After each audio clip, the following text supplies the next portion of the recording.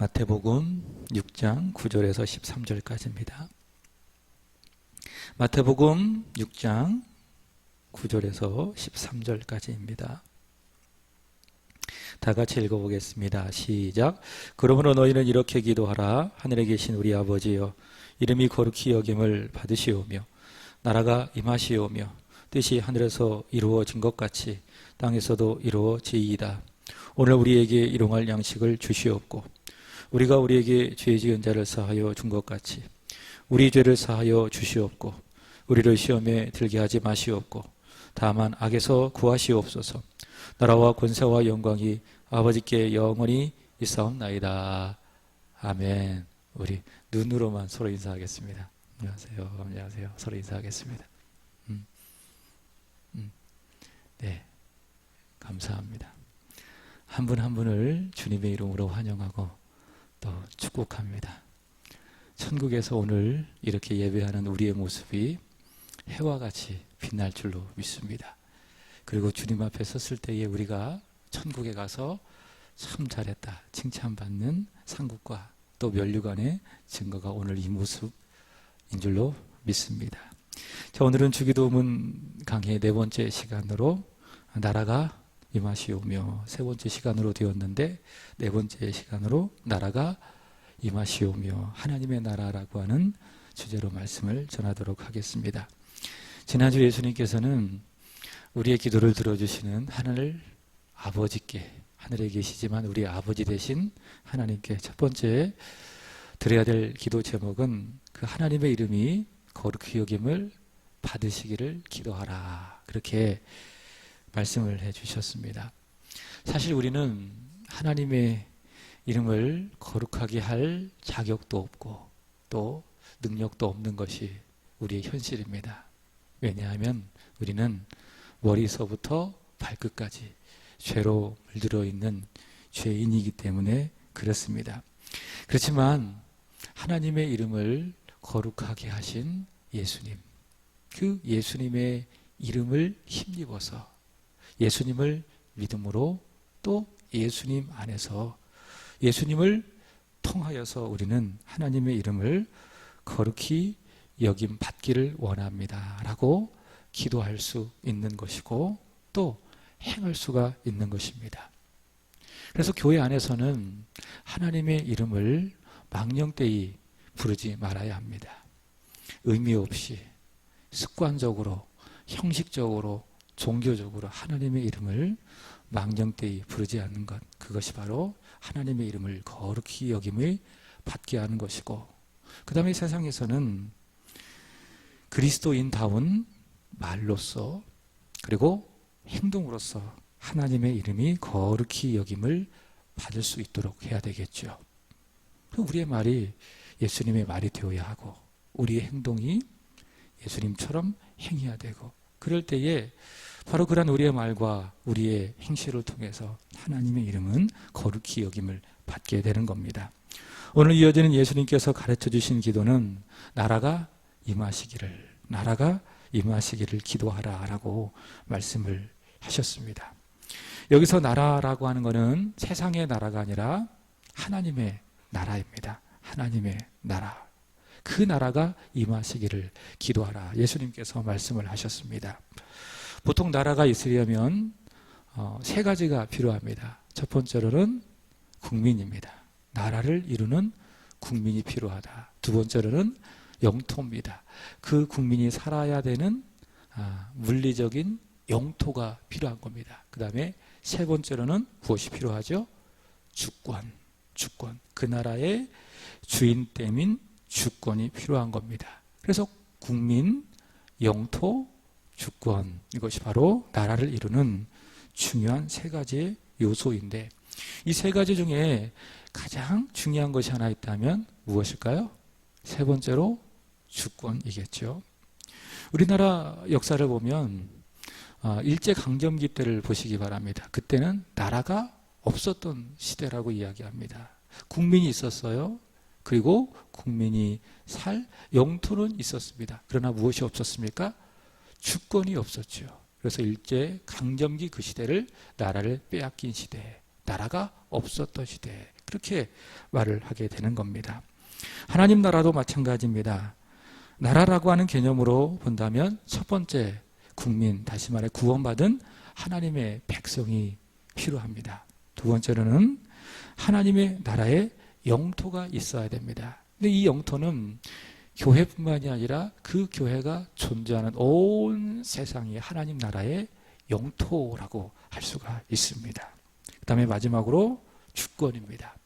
근데 이 주권은 세상 나라처럼 사람에게 주권이 있지 않죠. 민주국가의 주권은 누구에게 있습니까? 국민에게 있는데, 그러나 하나님 나라의 주권은 사람에게 있는 것이 아니라 누구에게 있습니까? 하나님께 있습니다. 그래서 하나님께서 자기 백성을 통치하시고 다스리는 나라, 주권이 사람이 아니라 오직 하나님께만 있는 나라, 그 나라가 어떤 나라입니까? 하나님의 나라입니다. 성경을 보면 하나님의 나라에서 이 나라를 헬라어로 이렇게 이야기합니다. 바실레이아라고 이야기합니다. 뭐라고요? 바실레이아. 이것을 나라라고 이야기합니다. 이것은 두 가지 뜻을 가지고 있습니다. 문자적으로 보면 왕국입니다. 왕국이 바실레이아다. 그 다음에 두 번째로는 다스린다, 통치한다. 그것이 무엇입니까? 바실레이아. 그것이 바로 나라입니다. 그래서 하나님의 나라는요, 어떤 장소적이고 물질적이고 물리적인 개념이 아니라 하나님께서 다스린다. 영이신 하나님께서 다스려 주신다. 왕국 안에서. 그래서 하나님의 나라는 물리적인 개념이 아니라 보이지 않는 영적인 개념. 그것이 무엇입니까? 하나님의 나라이다. 보이진 않지만 존재하는 하나님의 나라. 그리고 하나님께서는 다스리시는데, 다스리시는데 무엇으로 다스리십니까? 말씀. 하나님께서 선포하시는 말씀을 통해서 다스려 가십니다. 그래서 내 안에 하나님이 다스리시는 도구, 말씀이 내 안에 있으면은 그 말씀을 통하여 하나님의 다스림이 있기 때문에 이것을 어떤 상태라고 이야기하는가 하면 심령 천국이라고 이야기합니다. 천국이 하나님 나라 아니겠습니까? 하나님이 말씀으로 내 안에 다스려 주신다. 그래서 심령 천국이라고 이야기를 합니다. 자, 우리가 교회로 모였어요. 이곳에서 말씀을 통해서 하나님께서 우리를 다스려 주시는 겁니다. 말씀으로 저와 여러분의 마음을 하나로 다스리시고 묶어 주시는 겁니다. 그래서 이 상태를 뭐라고 이야기하는가 하면 교회 천국이라고 이야기합니다. 우리가 구역 예배를 드리고 있지 못하지만 이제 곧 구역 예배를 드리게 될 것인데 그날이 속히 왔으면 좋겠습니다. 구역 식구들이 주의 이름으로 모였어요. 그리고 함께 기도해요. 함께 찬송해요. 그리고 말씀을 나누어요. 말씀을 통해서 하나님이 우리를 다스려주고 있구나라는 걸 우리가 믿게 되어져요. 그럼 그 상태를 구역 천국이라고 그러는 거예요. 가정에도 마찬가지지요. 가정에도 하나님께서 말씀으로 다스려져요. 냉장고에 붙어있는 그 말씀을 통해서 우리 자녀들에게 전해주는 하나님의 말씀을 통해서 내가 주일날 들었던 그 말씀을 부부가 서로 나눔으로 인해서 그 말씀이 나의 가정을 다스리는 겁니다. 그럴 때 그 상태를 뭐라고 이야기하죠? 가정 천국이라고 이야기합니다. 예수님은 바로 이 하나님의 다스림, 하나님의 나라를 이 세상에 가지고 오신 분이시죠. 죄가 다스리고 또 죽음이 다스리고 사단이 다스렸는데 그 다스림을 다 몰아내시고 이 세상에 하나님의 다스리심을 가지고 오신 분이 누구십니까? 예수님. 바로 예수님. 그래서 예수님의 사역은 처음부터 끝까지 그 중심이 무엇입니까? 하나님의 다스림, 하나님의 나라였어요.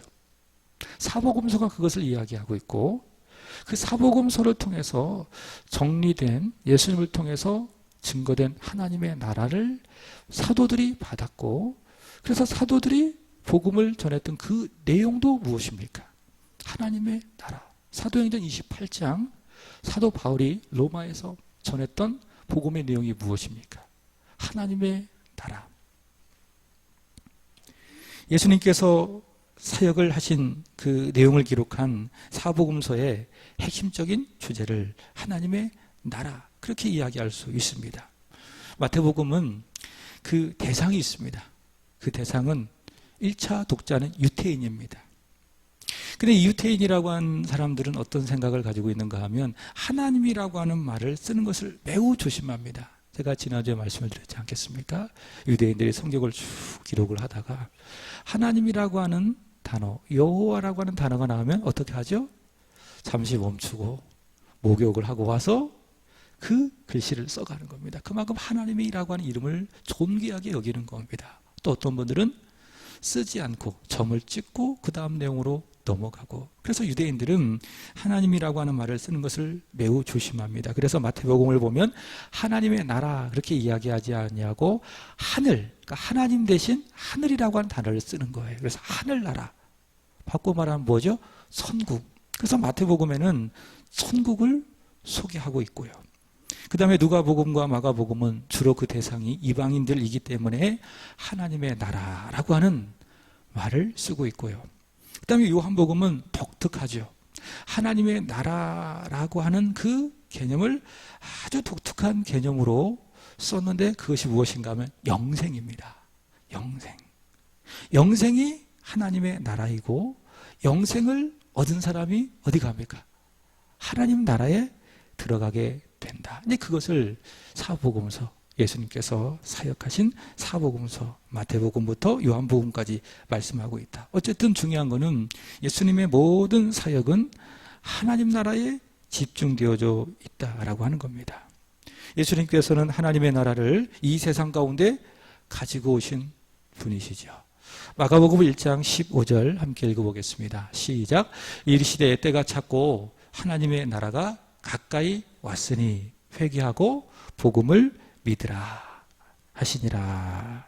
자, 여기서 가까이 왔다. 하나님의 나라가 가까이 왔다. 가까이 왔다라고 하는 것은 아직 오지 않았다, 그런 의미가 아니라 예수님께서 이 세상에 오심으로 말미암아 죄의 지배, 죽음의 지배, 사단의 지배가 사라지고 하나님의 다스림, 하나님의 통치, 하나님의 나라가 시작이 되었다라고 하는 말씀이 마가복음 1장 15절의 말씀입니다.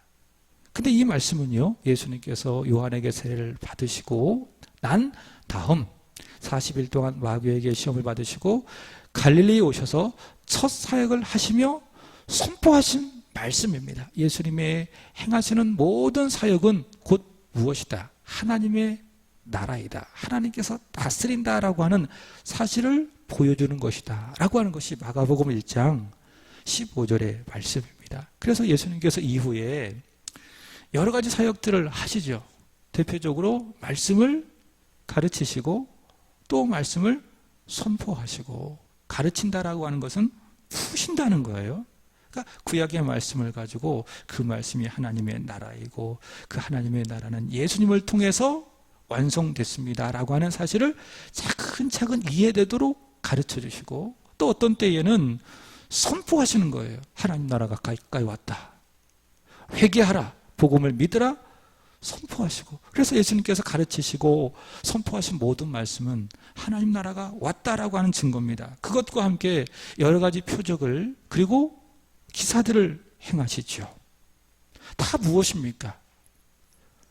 사단과 죄와 죽음의 통치가 사라지고 하나님의 나라가 임했다라고 하는 가시적인 증거들이라고 하는 거예요. 그래서 표적과 기사라고 하는 그 자체가 목적이 아니라 예수님께서 일으키신 그 기적을 통해서 마귀의 통치가 다 소멸되고 하나님의 나라가 임했다라고 하는 증거가 바로 그 기적들이라는 거예요. 우리 성경을 보겠습니다.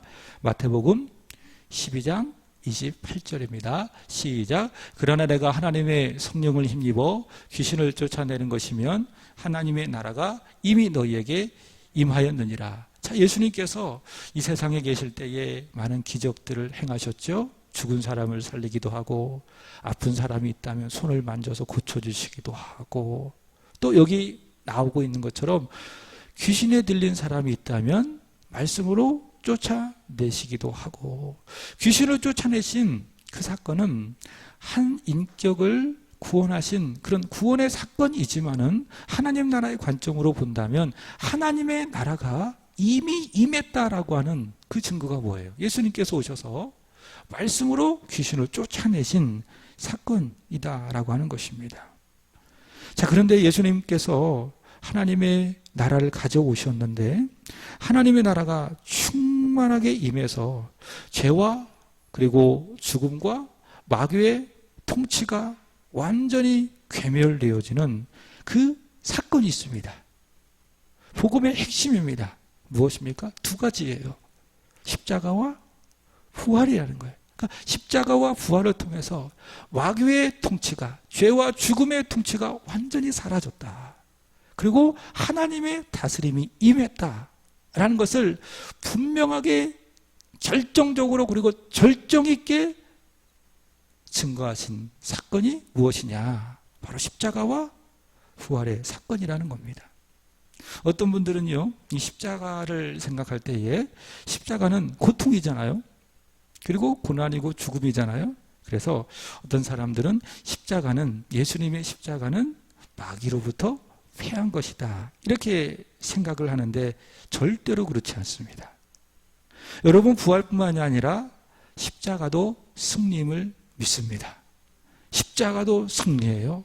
부활도 승리예요. 예수님의 성육신도 승리예요. 그분의 말씀도, 그분의 행하신 기적과 표적 다 뭐예요? 승리예요. 특별히 십자가는 더욱 그러합니다.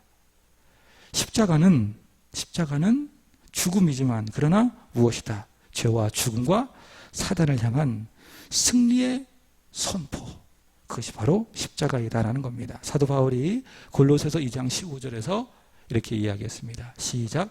통치자들과 권세들을 무력화하여 드러내어 구경거리로 삼으시고 십자가로 그들을 이기셨느니라. 자, 십자가가 죽음이잖아요. 수치잖아요. 외형적으로 보면 패배처럼 보이잖아요. 그러나 바울은 그렇게 생각하지 않습니다. 그렇게 믿지 않습니다. 십자가는 패배가 아니라 무엇이다? 승리이다. 그것이 바로 십자가이다.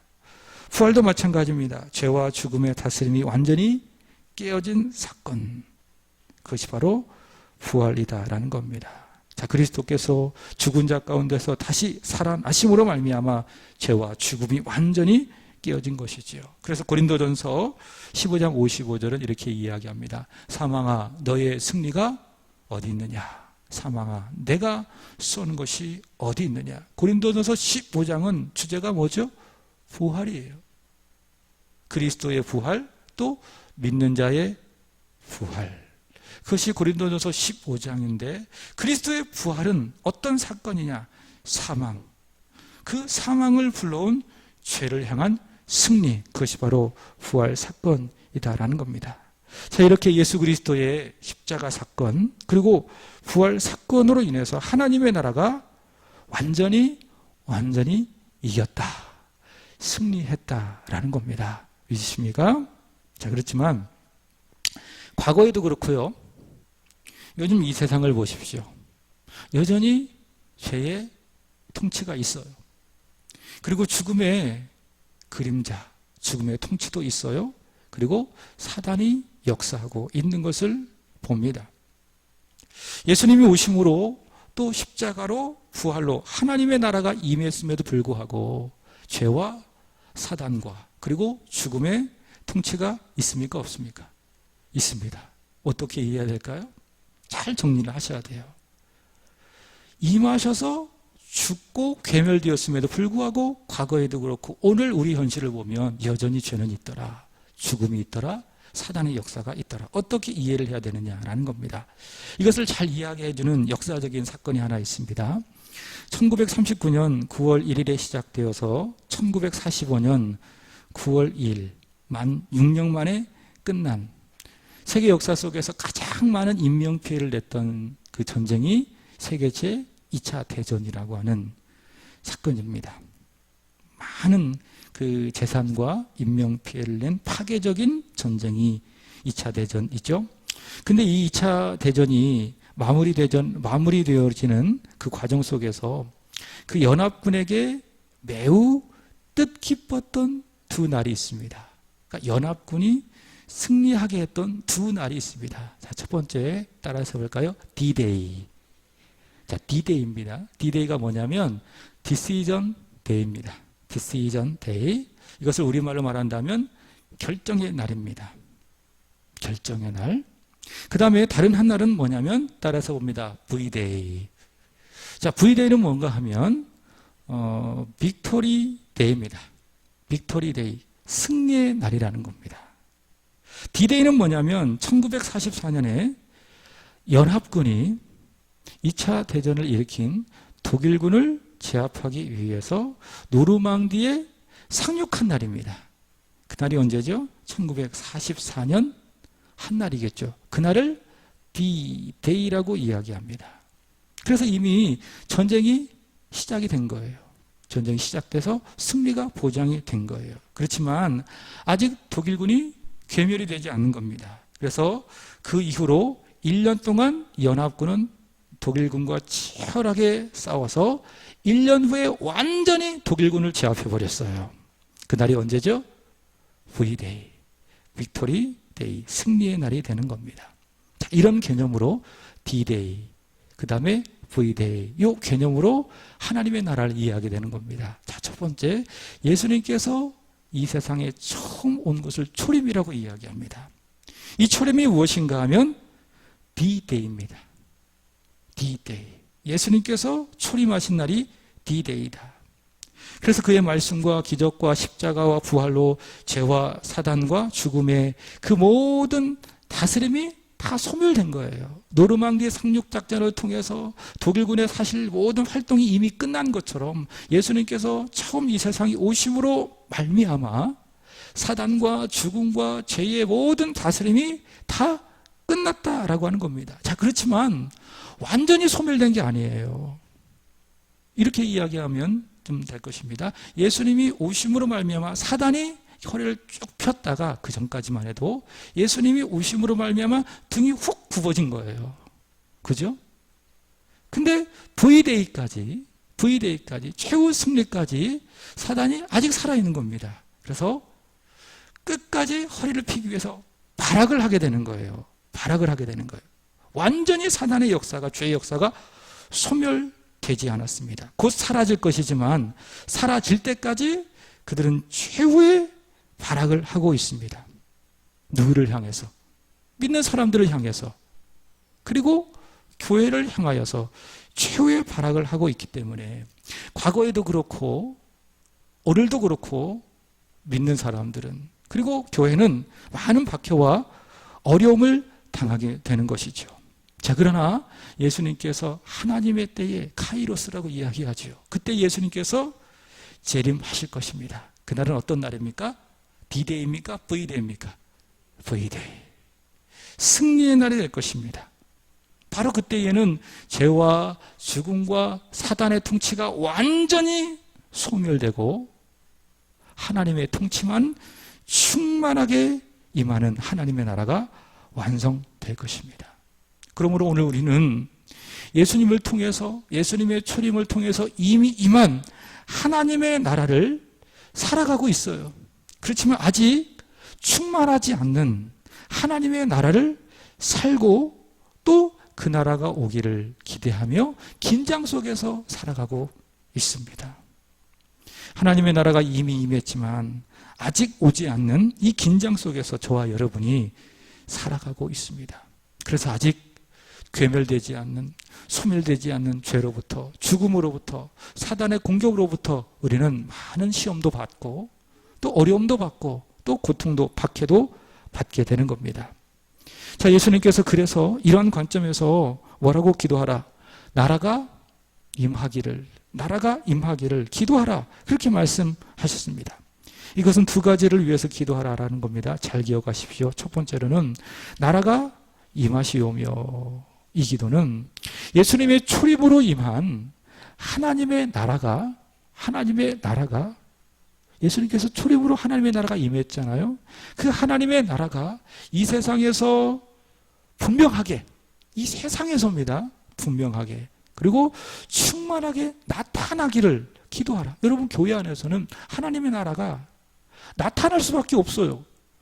왜요? 기도하기 때문에, 말씀을 듣기 때문에, 찬양하면서 하나님을 예배하기 때문에 하나님의 통치, 우리는 확인합니다. 믿음으로 느끼는 거예요. 그러나 교회 밖의 세상을 보면 하나님의 나라를 몰라요. 알려고 하지도 않아요. 알지도 못해요. 그래서 이 세상 속에서 하나님의 나라가 임하게 하여 주십시오 라고 하는 기도는, 하나님, 교회 안에서 확인되어지는 이 하나님의 나라가 믿지 않는 세상 속에서도 임했는데 예수님의 출임으로 더 분명하게, 더 확실하게 나타나게 하여 주십시오. 그것이 바로 어떤 기도입니까? 나라가 임하시오며 라고 하는 예수님의 기도라는 거예요.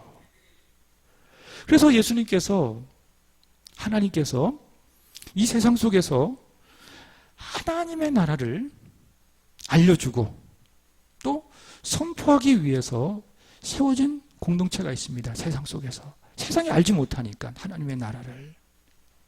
세상 속에서 하나님의 나라가 무엇인지를 선명하고 분명하게 알게 하기 위해서 하나님께서 자신의 피로 세우신 공동체를 뭐라고 이야기하죠?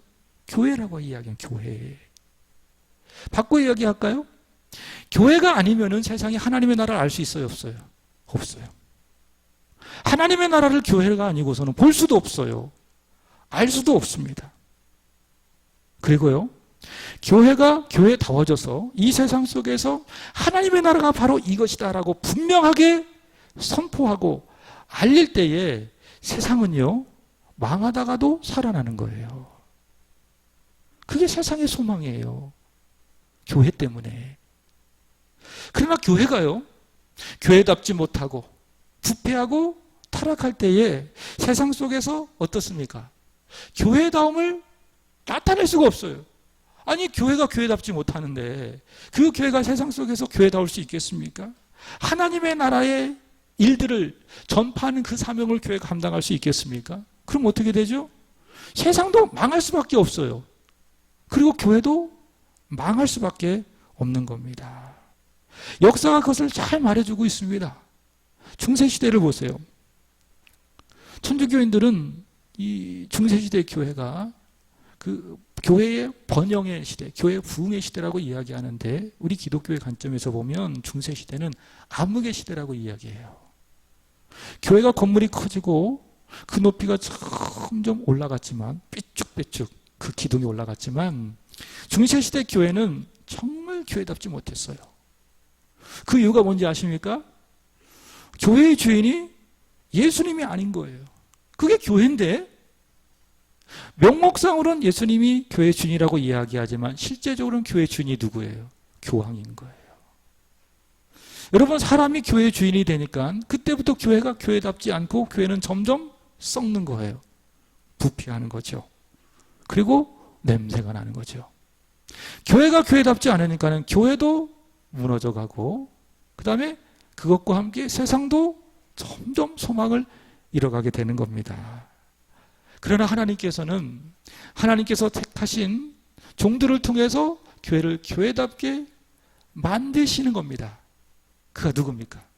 1517년 10월 31일에 비텐베르크 성당에다가 95개조 반박문을 통해서 종교개혁의 깃발을 높이 들었던 루터와 같은 사람들, 그리고 칼빈과 같은 그런 사람을 통해서 교회를 교회답게 만든 거예요. 그러니까 그 세상도 세상다워지는 거예요. 그게 종교개혁입니다. 교회가 살아야 세상이 사는 겁니다.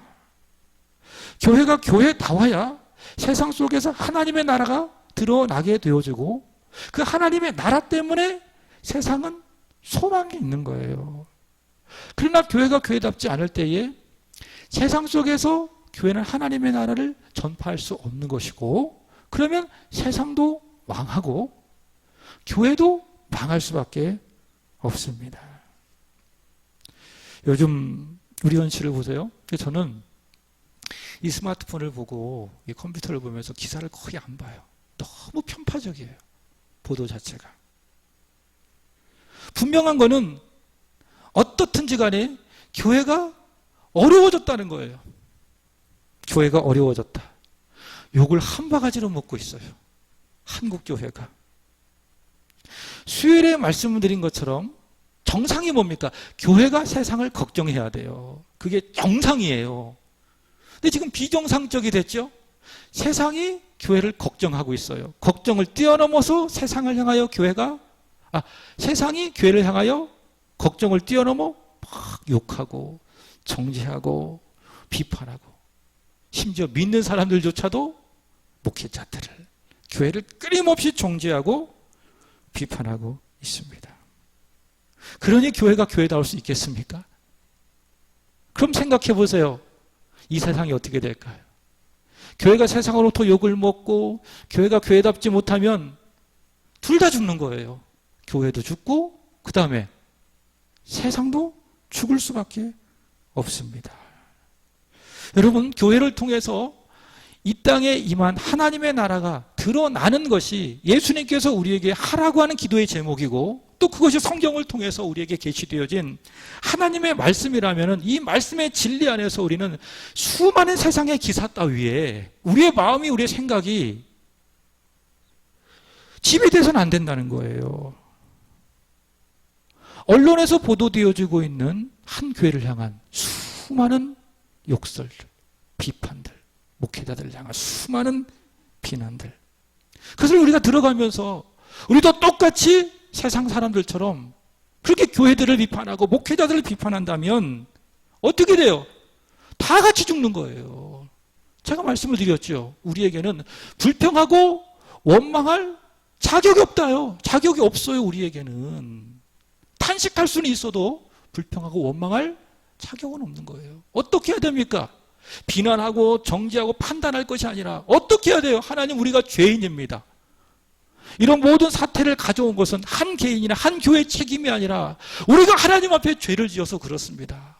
우리가 죄인이기 때문에 그렇습니다. 하나님, 용서해 주세요. 하나님 앞에 우리의 죄인됨을 고백하고 십자가 앞에 나아가고 주님을 붙들어야 되는 것이 오늘 교회를 이루어가는 참 교회로서의 사명 아니겠습니까? 비판하고 세상 사람들이 그렇게 말한다고 해서 똑같이 거기에 더해서 판단하고 그럴 것이 아니라 그 말이에요. 더욱 교회를 위하여, 그 교회를 세워가는 주의 종들을 위하여 기도해야 되는 거예요. 여러분, 지금 언론에서 보도되어지고 있는 교회는 일부예요. 아주 소수예요. 대부분의 수많은 교회 그리고 목사님들이 눈물을 흘리면서 교회를 지켜가고 있어요. 제가 개인적으로 알고 있는 그런 목사님이 지금 오산에서 목회를 하고 있어요. 가끔씩 저에게 이제 목회에 대한 내용들을 보내세요. 저뿐만이 아니라 아시는 목사님들에게 쭉 보내는데, 오늘 보내셨더라고요. 한 성도님이 왔는데, 이제 그분이 수도권에서 사역을 하고 있으니까 한 성도님이 왔는데 계란 한 판을 갖고 왔대요. 그리고 엉엉 울면서 이야기하더래요. 구청에서 2주 동안 문 닫으라고, 가게 문 닫으라고. 근데 어떻게 사냐고 엉엉 울더래요. 그 교회에서도 시청에서 왔대요. 직원이 와가지고 당분간 명령 있을 때까지, 행정명령 있을 때까지 예배 드리지 말라고, 비대면 예배로 드리라고. 그래서 그 목사님이 너무 힘들어가지고 하나님 앞에 무릎 꿇고 엉엉 울었대요. 그런 목사님들이 더 많아요. 그런 교회들이 더 많아요. 언론에 믿지 않는 사람들의 세계관과 가치관으로 쓰여진 그 언론에 우리의 생각이 지배되어야 하겠습니까? 우리는 이럴 때일수록, 제가 말씀드렸잖아요. 긴장하고 배려하고 무엇보다도 믿음을 가지고 우리의 믿음을 잘 지켜가고 우리 교회를 위해서, 그리고 이 땅의 교회를 위해서 뭐 해야 됩니까? 뜨겁게 하나님 앞에 기도해야 되는 거예요. 그리고 하나님, 우리가 죄인입니다. 그 누구의 탓이 아니라 바로 내 탓입니다. 우리가 죄인이어서 그렇습니다. 하나님, 용서해 주세요. 불쌍히 여겨주세요. 십자가로 인한 하나님의 은혜가 이 땅에 강물같이 흐르게 하여 주옵소서. 그런 기도가 우리에게 있어야 된다, 그 말이에요. 그게 이 시대에, 이 어려움의 시대에 하나님께서 우리에게 바라시는 바이다라고 하는 겁니다. 지금은 교회를 판단하고 정죄할 때가 아니라 더욱더 교회를 위하여 기도하고 또 기도해야 될 줄로 믿습니다. 왜요? 교회는 하나님의 나라를 이 땅에 선명하게 분명하게 보여주는 유일한 공동체가 되기 때문에 그렇습니다. 그 다음에 두 번째로는 나라가 임하시오며, 이 기도는 예수님의 재림으로 임할 완성될 하나님의 나라를 소망하는 겁니다. 요한복음 3장의 주님 말씀처럼 우리가요 물과 성령으로 거듭나서 예수님을 믿으면 어떻게 되죠? 하나님 나라에 들어가는 거예요. 예수님께서 니고데모에게 말씀하셨잖아요. 네가 물과 성령으로 거듭나지 아니하면 하나님 나라에 들어갈 수 없느니라. 거듭나야 돼요. 그래야 내가 하나님 나라에 들어가요. 거듭나지 않고서는, 다시 태어나지 않고서는 우리는 절대로 하나님 나라에 속할 수가 없습니다. 여전히 우리는 세상 나라에 속해서 죄의 지배를 받고 죽음의 지배를 받고 사단의 지배를 받고 그 끝은 영원한 죽음과 지옥에 빠질 수밖에 없는 우리입니다. 그러나 하나님 우리를 사랑하셔서 우리에게 물과 성령을 기름 붓듯이 부어주셔서 우리가 주 예수로만 말미암는 그 믿음으로 말미암아 우리는 영원한 생명을 얻어 하나님 나라에 들어갔습니다. 그렇게 우리가 하나님 나라에 들어갔다면 우리의 유일한 소망은 어디에 있습니까? 초림으로 임한 그 하나님의 나라가 이제 재림을 통해서 완성될 것인데, 그 하나님의 나라가 속히 임하시기를, 완성되기를 간절히 소망해야 된다는 거예요. 그게 우리의 유일한 소망이에요. 하나님의 나라가 속히 임하게 하시옵소서. 마라나타 주 예수의 어서 오시옵소서. 주님 오심으로 말미암아 이 땅에 완성하신 하나님의 나라가 충만하게 임하게 하여 주시옵소서. 그것이 바로 우리의 기도의 제목이 되어야 하고, 예수님께서 바로 그 기도를 하라 그렇게 말씀하신 것입니다. 그게 우리의 소망이에요. 여러분, 세상의 소망은요 어때요? 다 따져보세요. 썩어 없어질 것들이에요. 우리가 그렇게 갖고자 하는 물질을 다 쏟아 부으면서 지키고 싶은 건강, 사람들이 쫓아가는 명예, 어때요? 다 썩어질 것들이에요. 제한적이고요, 아침 안개와도 같아요. 다시 말해 영원하지 않아요. 세상 사람들은 그게 소망이라고 생각합니다. 그것이 전부라고 생각해요. 그래서 그것을 소망으로 생각하고 아침부터 저녁까지 뼈가 빠지도록 일을 하지요. 그것을 얻어야 내가 이 세상에서 소망을 얻을 거라 착각하고 있기 때문에 그게 세상 사람들이에요. 그렇게 살다가 끝나는 거예요. 그러나 하나님 나라의 백성은요, 물과 성령으로 거듭나 하나님 나라에 들어간 하나님 나라의 백성들은 세상 사람들처럼 거기에 소망을 두지 않아요. 그것이 필요는 될 수 있어요, 우리가 살아가는. 그러나 그것이 우리 인생의 유일한 본질적인 소망은 아니라는 거예요. 우리의 영원한 소망은 무엇입니까?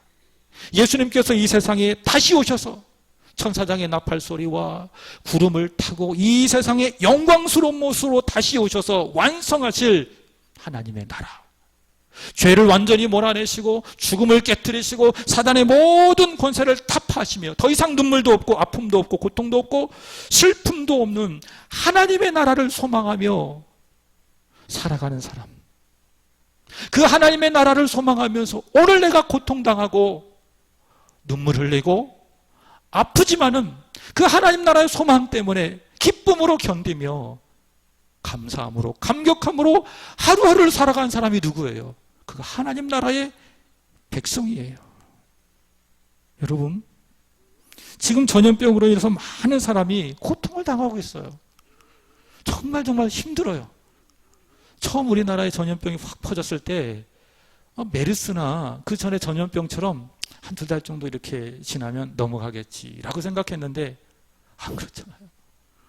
전문가들이 그러더라고요. 내년 말에나 완전히 끝난다고. 아직 멀었어요. 정말 많은 사람이 고통을 당해요. 슬픔을 당해요. 답답해서 미칠 지경이 되었어요. 이것 때문에. 여러분, 이런 시대 속에 우리의 소망이 어디 있어요? 백신 개발되면? 치료제 개발되면 끝날까요? 아니에요. 제2의 코로나, 제3의 코로나 또 올 수 있어요. 이런 시대 속에 우리의 유일한 소망이 무엇입니까? 하나입니다. 하나님의 나라입니다. 우리 주님 다시 오셔서 우리에게 보여주실, 우리에게 영원한 선물로 허락하실 하나님의 나라, 그것이 우리의 영원한 소망이 되는 겁니다. 그것을 소망하며 오늘을 살아가는 거예요. 오늘 이렇게 집에 가셔서 주무시고 내일 아침에 딱 일어나면 소망이 생긴 건가요? 어떤 소망입니까? 하나님의 나라가 임할 그때가 하루 더 가까이 왔구나. 오늘 하루 잘 견뎌야지. 오늘 하루 믿음으로 잘 살아야지. 어렵지만 힘들지만은 눈물 날 일 많지만은 그러나 우리 주님 때문에 살아야지. 이렇게 결심하면서 살게 되는 거예요. 무엇 때문에? 장차 임할 하나님의 나라 때문에. 여러분, 주님이 재림하사 완성하시고 충만하게 하실 하나님의 나라를 소망하며 살아가시기 바랍니다.